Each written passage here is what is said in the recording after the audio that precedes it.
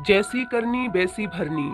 पोते की मालिश करते हुए दादी की नजर उसके खाली गले पर पड़ी तो वह गुस्से से चीख पड़ी, बहू, ओ बहू, कहाँ मर गई? अरे, मुन्ने के गले की चेन कहाँ गई?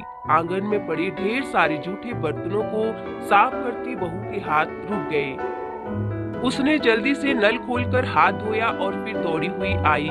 माँ जी, कल मुन्ने के हाथ में फंसकर चेन टूट गई थी। इसके पापा से सुनार के यहाँ भेजकर बनवा दूंगी। बड़ी आई बनवाने वाली। तेरी माँ से इतना भी नहीं हुआ कि कम से कम मुन्ने को तो कायदे की चीज देते।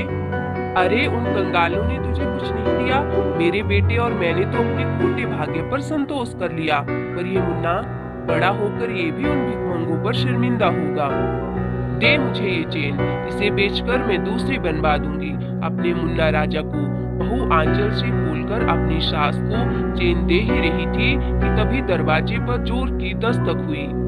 उसने जाकर दरवाजा खोला तो अबाक रह गई। सामने अपना सूटकेस लिए एकदम फटे हाल उसकी ननद खड़ी हुई थी।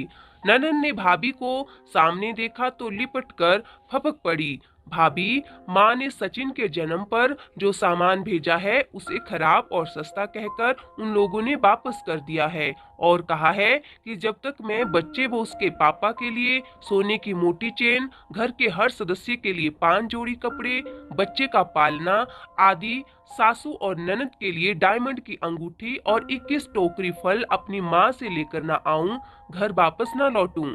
भाभी, अब तुम ही मेरा सहारा हो। भैया से कहकर तुम्हें कुछ कर सकती हो। मुझे मेरे बच्चे से अब तुम्हें मिला सकती हो। माँ से तो कुछ होने से रहा। अब ननद को वह सांत्वना दे ही रही थी कि तभी सासू माँ एकदम फट पड़ी।